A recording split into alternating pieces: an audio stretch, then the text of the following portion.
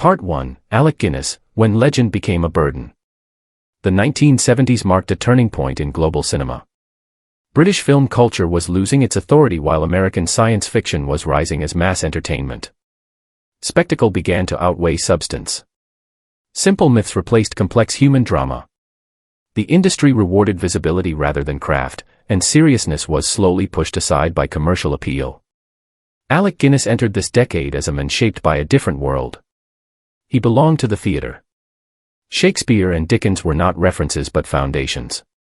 Acting, to him, was a moral discipline, a careful study of character, language, and restraint. Popularity had never been his ambition. He valued respect over applause and depth over recognition. When the script for Star Wars reached him, it produced irritation rather than excitement. He saw a childish fantasy filled with awkward dialogue and shallow ideas. The language felt clumsy. The concepts felt weightless. In his private view, it lacked intelligence and dignity. Accepting the role was not an artistic decision but a practical one, made for security rather than belief in the material. That compromise would haunt him. The filming process deepened his discomfort. Endless heat, artificial settings, mechanical props, and imaginary creatures created a sense of absurdity. Surrounded by younger actors who embraced the world being built, Guinness felt stranded. He struggled to anchor himself emotionally in scenes that required faith in ideas he did not respect. Every line demanded effort to sound sincere. Every day reinforced the feeling that he was performing against his own principles. After the film's release, success arrived with overwhelming force. The character of Obi-Wan Kenobi eclipsed everything else he had done. Decades of disciplined work vanished behind a single robe and beard. Audiences reduced him to a symbol rather than an artist. Fan devotion, especially from younger viewers, unsettled him. He felt misunderstood, simplified, and trapped inside a version of himself that was not true. The irony was cruel. The financial rewards were immense. The role ensured lasting wealth and stability beyond anything he had known. Yet the money brought no peace. Guinness saw his public identity drift further away from the actor he believed himself to be. Interviews became exercises in avoidance. Fan mail went unread. Mention of the film provoked visible irritation. In private, he feared how history would remember him. Not for the complexity of his stage work. Not for the subtlety of his dramatic roles. But for a character he considered thin and mechanical. The success that defined an era felt like a betrayal of everything he had valued. Alec Guinness lived with the contradiction until the end. He was celebrated for a performance he never embraced. Rich beyond expectation yet artistically unfulfilled. A legend whose greatest fame carried the weight of regret rather than pride.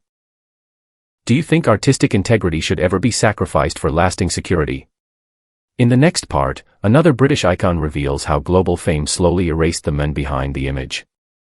Part 2, Sean Connery, the man swallowed by the suit. Sean Connery entered the 1970s as the most recognizable man in cinema.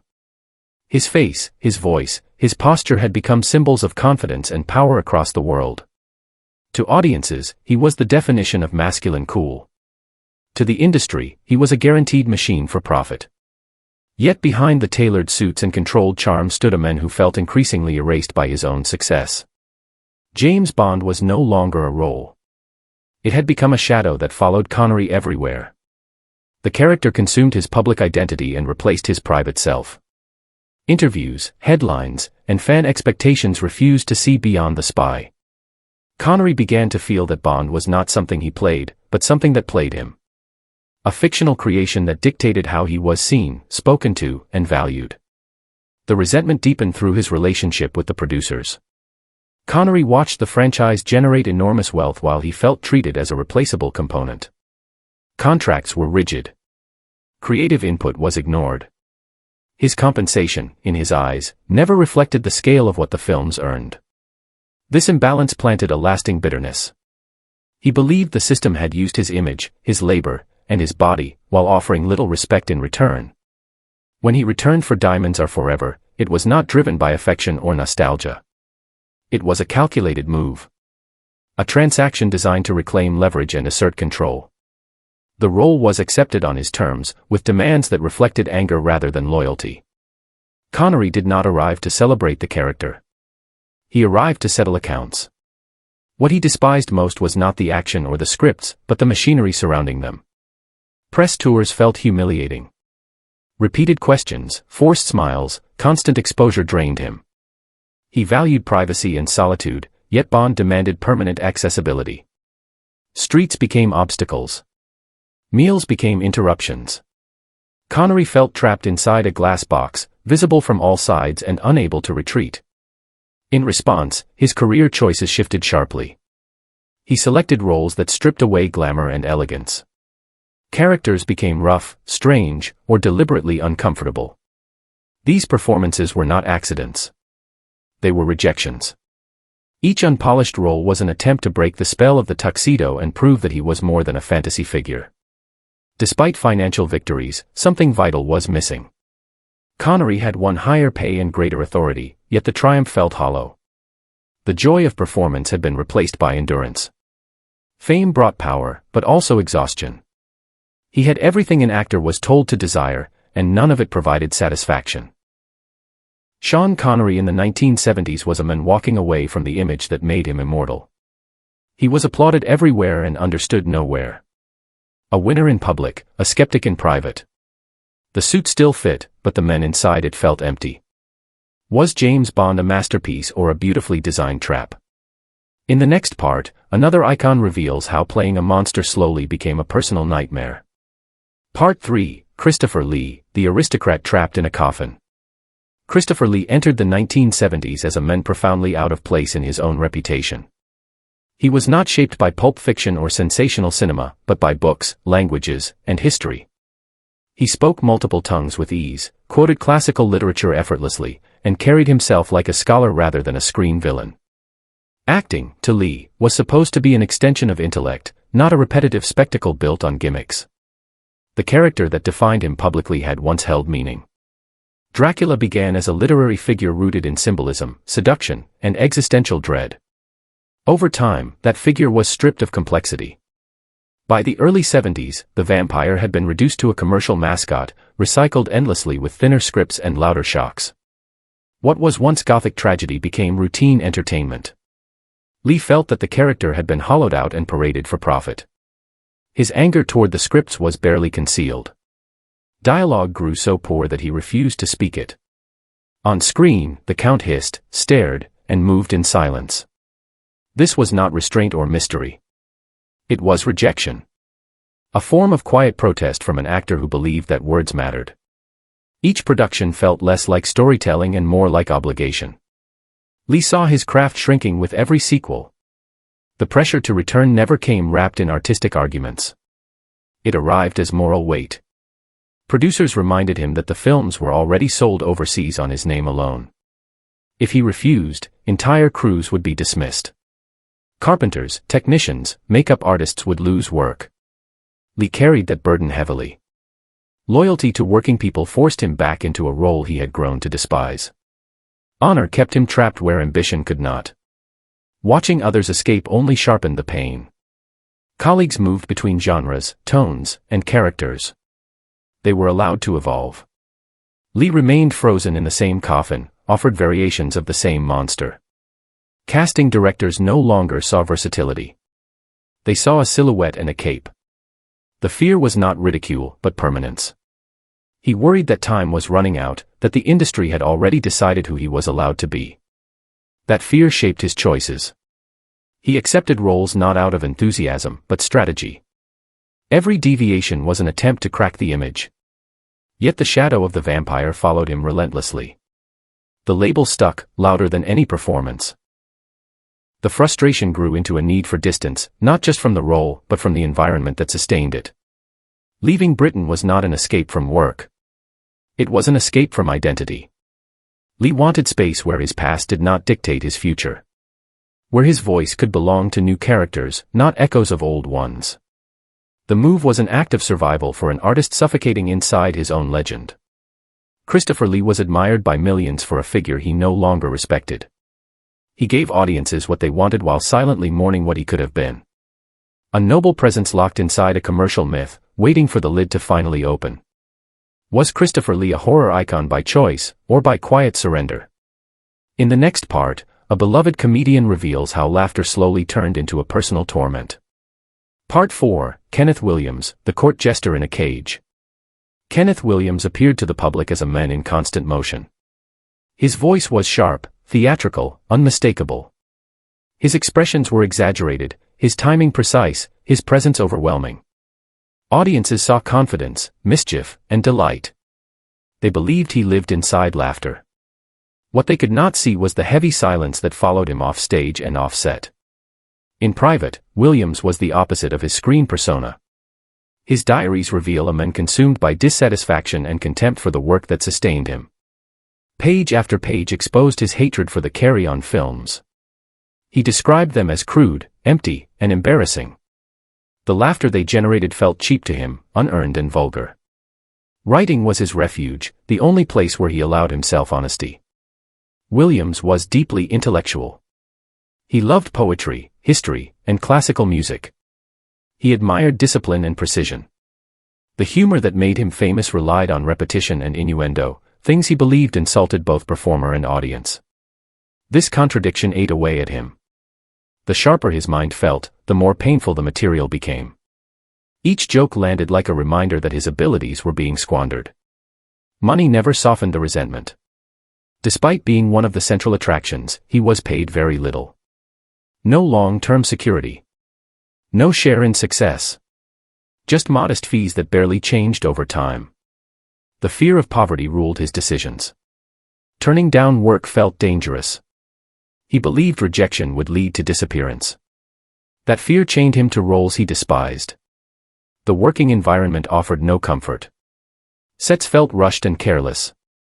Professional pride was absent. Williams judged his colleagues harshly, seeing indifference where he wanted seriousness. He felt unseen, unheard, and undervalued. His frustration often turned inward, transforming into self-loathing rather than rebellion. Once the applause faded, isolation took over. Talk shows and public appearances created the illusion of connection. Reality offered none. He returned to empty rooms and restless thoughts. The contrast between public adoration and private emptiness became unbearable. He felt known by everyone and understood by no one. Williams depended on laughter even as he resented it.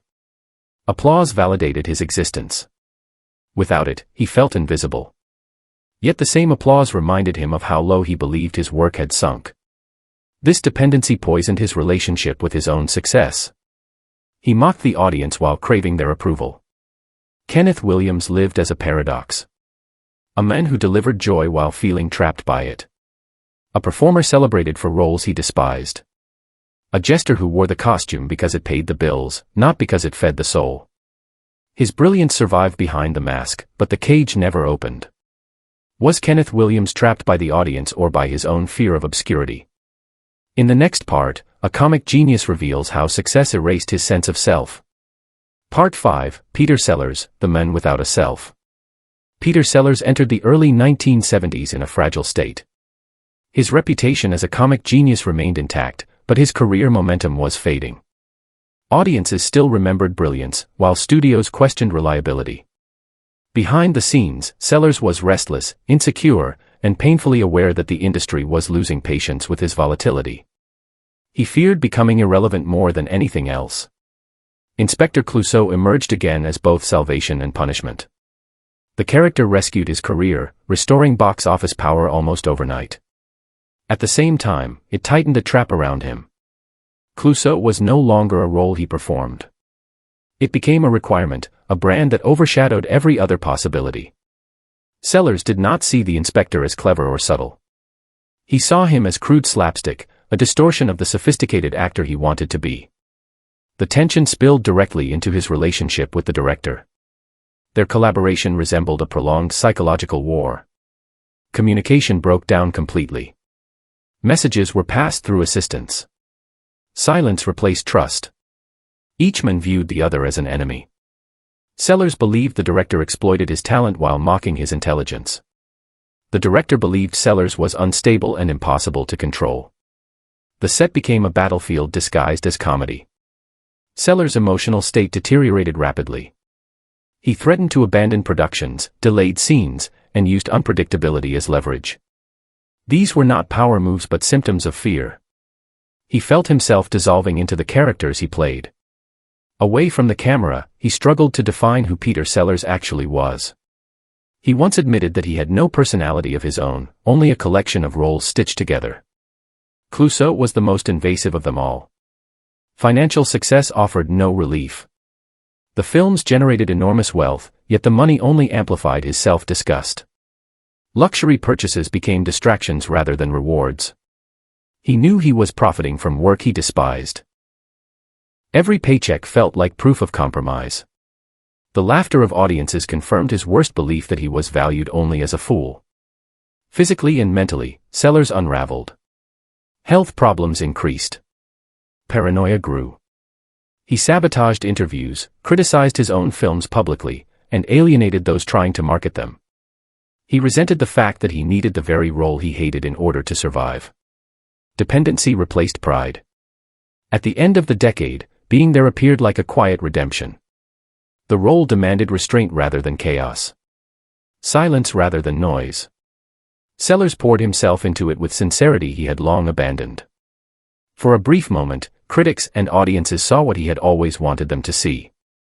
Not a clown, but an actor of rare sensitivity. The tragedy was timing. History remembered the decade for Clouseau, not for chance. Sellers had finally found peace with his craft just as his strength was fading. He made millions laugh while privately losing his sense of self. A performer surrounded by characters, unable to locate the men beneath them. Was Peter Sellers ever in control of his genius, or was he consumed by it? In the next part, a towering dramatic actor reveals how success pushed him towards self-destruction. Part 6, Richard Burton, the intellectual who despised himself.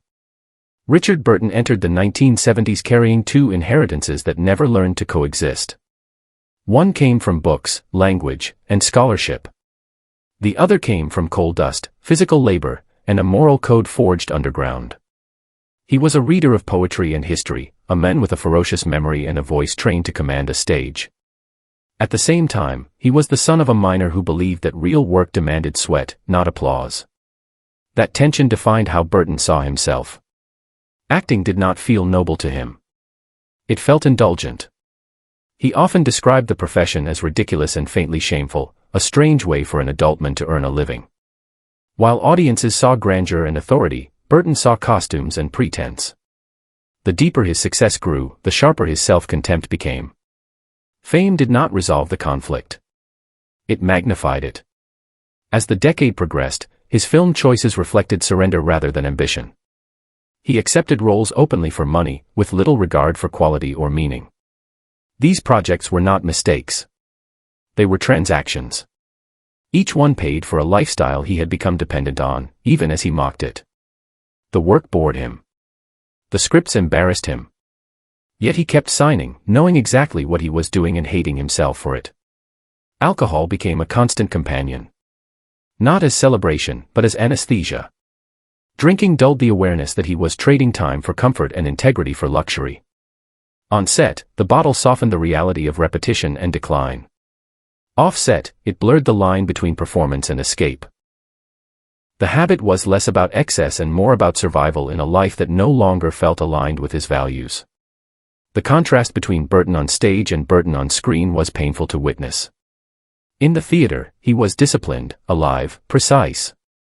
Language mattered. Silence mattered. On film, especially during this period, he often appeared detached, as if watching himself from a distance. He knew the difference. Critics knew it. Burton knew it more than anyone. That awareness was the cruelest part. He was not blind to his own erosion. He spoke openly of decline, not with denial but with bitter clarity. He understood that his talent was being diluted by convenience. He watched peers pursue meaningful work while he chased increasingly large paychecks. Each success confirmed his fear that he had become a parody of what he once promised to be. The applause felt hollow. The reviews cut deep because they echoed his own thoughts. Richard Burton in the 1970s was a man suspended between intellect and excess. He despised the work that sustained him and depended on the rewards it offered. He was trapped inside a golden structure of comfort and regret, fully aware of the cost and unable to step away. Did Richard Burton destroy his legacy, or did the system reward his worst instincts? In the next part, a fiercely independent actress reveals why she never believed fame was worth the effort. Part 7, Glenda Jackson, the woman who rejected the spotlight. Glenda Jackson stood apart in a world obsessed with admiration. While fame was treated as a reward and a destination, she regarded it as an inconvenience. She did not seek approval, nor did she crave visibility. Success arrived anyway, carried by undeniable talent rather than personal ambition. To many, she embodied artistic triumph. To herself, she was simply doing a job. Acting never held a romantic glow in her mind. Jackson spoke of it as repetitive, mechanical, and frequently dull. Long hours of waiting, brief moments of performance, then more waiting. The process irritated her. She saw no magic in the routine and no nobility in pretending otherwise. Where others spoke of inspiration, she spoke of efficiency. The craft mattered, but the ceremony surrounding it did not. This attitude shaped her disdain for awards culture. She treated trophies as objects without meaning. Traveling across continents to collect praise felt absurd. Public celebration struck her as self-indulgent and unnecessary. Red carpets, speeches, and rituals of gratitude belonged to a world she neither respected nor wished to join. She preferred domestic normality to theatrical reverence. The contradiction lay in her performances. On screen, Jackson delivered emotional intensity with surgical precision. Her work suggested deep feeling and vulnerability.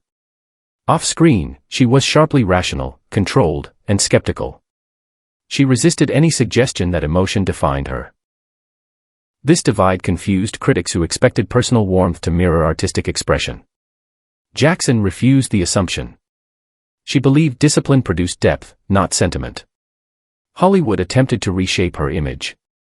Roles emphasized allure and visibility. Photographs highlighted her body rather than her intellect. Jackson rejected this direction instinctively. She was uninterested in being desirable or decorative. Attention placed on her appearance felt insulting. She challenged producers, ignored advice, and refused to perform femininity for commercial comfort. Her resistance was firm and unapologetic. Her perspective was grounded in politics and class consciousness. Raised with awareness of inequality, she viewed the entertainment industry as wasteful and detached from reality. Enormous budgets and superficial glamour clashed with her sense of social responsibility. She struggled to justify indulgence while ordinary people faced real hardship.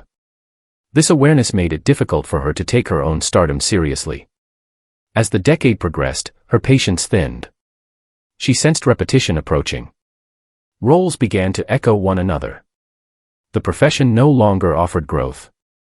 Acting felt complete, explored, exhausted. The desire to leave was not sudden. It had been forming quietly for years. A pull toward direct engagement, toward substance beyond performance. Glenda Jackson did not flee failure. She walked away from mastery. Her choice was not rejection by the industry, but rejection of its values. She proved that excellence does not require devotion to fame, and that fulfillment sometimes begins where applause ends. Was Glenda Jackson ahead of her time, or simply unwilling to play a game she never believed in? In the next part, a hardened writer reveals how acting became nothing more than a means to survive. Part 8, Robert Shaw, the writer forced to act. Robert Shaw never believed acting defined him. In his own mind, he was a writer first, a man of language and ideas who happened to perform because it paid the bills. Books mattered more than box office. Solitude mattered more than applause.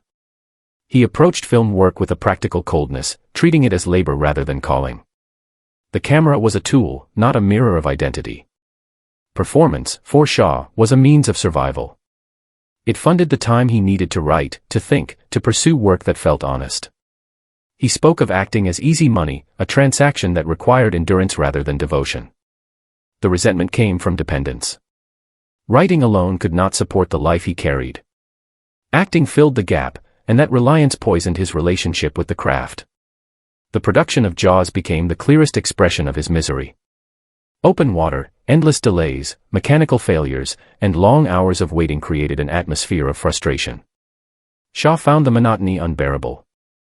The project felt trivial to him, a giant fish story stretched into spectacle. To manage the boredom and irritation, he leaned heavily on drink.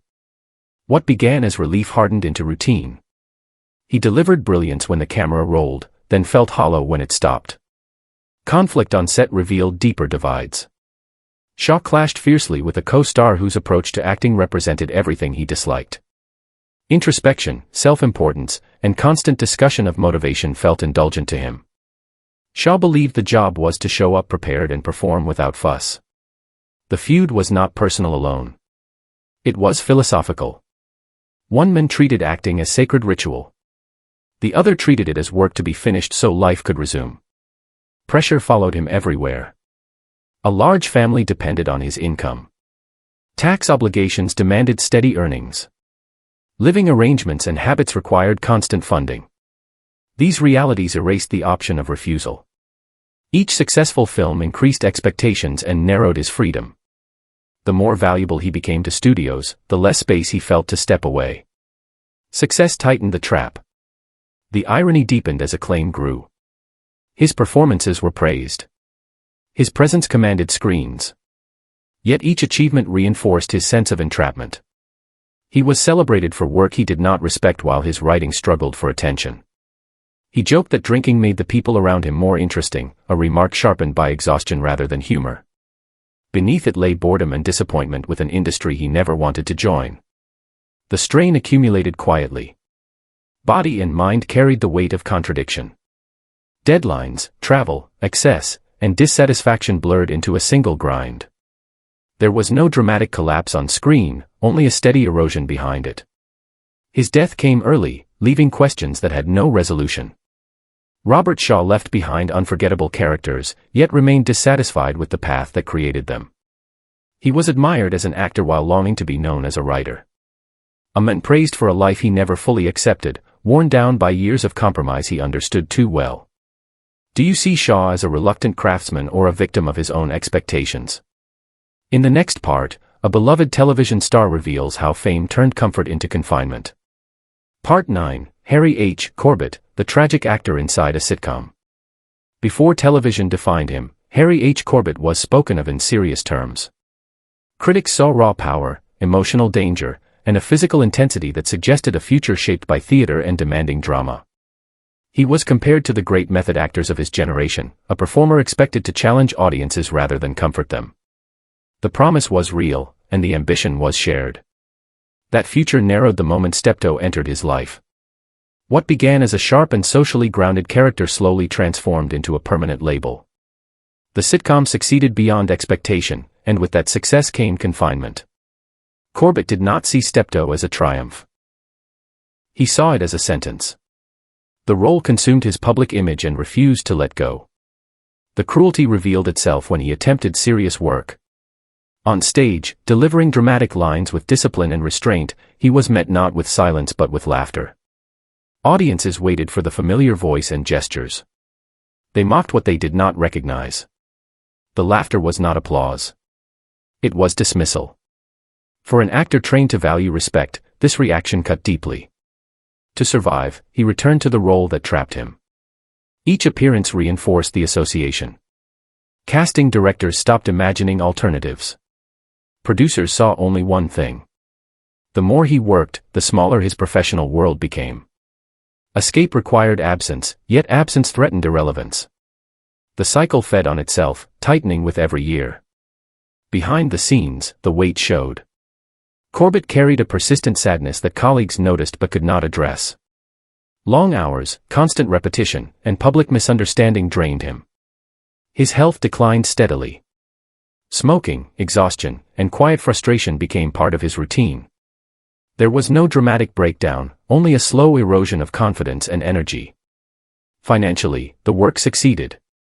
The sitcom provided comfort, security, and recognition across the country. Yet money failed to replace identity. He was known everywhere and understood nowhere. The man he believed himself to be disappeared behind the character everyone loved. Success arrived without fulfillment. Stability arrived without peace. The title of national favorite offered little comfort. Being cherished for a role he did not respect felt hollow. The applause belonged to Steptoe, not to him. Corbett watched peers evolve while he remained fixed in a single image, unable to convince the world that he was capable of more. The price of familiarity was invisibility as an artist. Harry H. Corbett became a symbol of comfort television, but the symbol came at a cost. His talent was real, his disappointment deeper. He gave the public laughter while privately mourning the actor he believed he could have been. Was Harry H. Corbett remembered for who he truly was, or only for what the audience wanted him to be? In the next part, a television favorite reveals how rejecting fame meant losing friendships and rewriting a legacy. Part 10, James Bolam, the men who rejected public affection. James Bolam never intended to become a national companion. He trained as a serious actor, drawn to realism, restraint, and dramatic weight. Comedy was work, not identity. When the sitcom made him famous, it also narrowed how the world perceived him. What audiences embraced as warmth and familiarity felt to him like reduction. He despised the culture that surrounded popularity. Fame invited intrusion, and intrusion felt like theft. Reporters asked personal questions. Strangers addressed him by a character name. Private moments became public property. Bolam viewed this attention as a violation rather than a compliment. The expectation that he should enjoy it only deepened his resistance. His response was distance. He avoided interviews. He refused autographs. Fans approaching with affection were met with cold silence. To them, it seemed arrogance. To him, it was self-defense. He believed that accepting the persona would allow it to replace him entirely. Politeness felt dangerous. Engagement felt irreversible. The strain extended into his closest professional relationship. On screen, the partnership was effortless. Off-screen, tension grew. His colleague welcomed publicity and spoke freely. Bolam guarded every detail of his life. When that boundary was crossed, even casually, trust collapsed. Friendship ended without reconciliation. Control over his image mattered more than loyalty. Determined to be seen differently, he pursued serious roles with urgency. Gritty drama, stage work, and challenging characters became tools of escape. He worked relentlessly, not for applause but for recognition of craft. Each role was an argument against the sitcom identity he despised. Success arrived, but it carried bitterness rather than relief. His most radical decision came quietly. He opposed the repeated broadcast of the show that made him famous. Not out of spite toward the audience, but from refusal to relive a version of himself he had rejected. Erasing visibility felt like reclaiming authorship. He would rather be forgotten than misrepresented. The cost was public affection. Viewers who had loved him felt confused and hurt. Critics labeled him difficult. Invitations faded. Yet Bolam remained firm. Respect mattered more than nostalgia. Silence mattered more than applause. By the end, James Bolam stood behind walls he built deliberately. They protected his dignity but isolated him from the warmth he refused to accept. He chose solitude over compromise, seriousness over sentiment, and control over love. Was James Bolam guarding his integrity, or sacrificing connection in the process?